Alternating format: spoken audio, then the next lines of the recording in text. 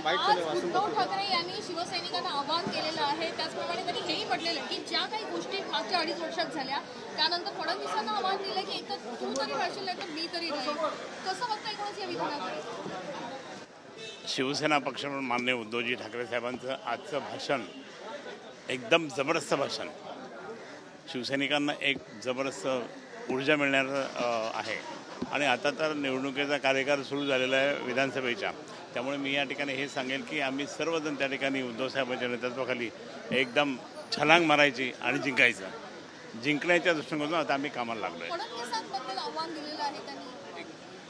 आता हे तर किरकोळ आहे, सगळे लोक आता हे सगळे लोक किरकोळ कोण आहे, फक्त उद्धव साहेब. महाराष्ट्रात देशात सुद्धा त्यांचं नाव आहे म्हणून उद्धव साहेब, बाकी कोण नाही. भविष्यात सरकार आल्यानंतर MMRDA बरखास्त करण्याच्या प्रकारे देखील त्यांनी सांगितलेलं आहे. धारावी प्रकल्प त्यांनी सांगितलं, त्यांनी जे बोलले ते बोललेच.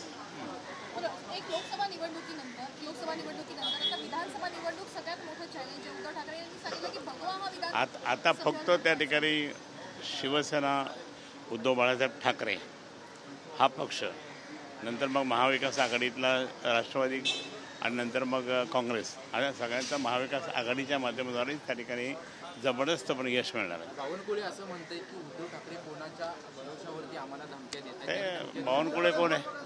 बावनकुळे कोण आहे? कोणीच नाही.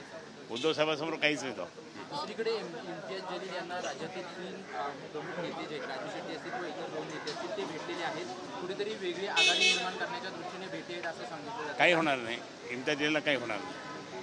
काय होणार?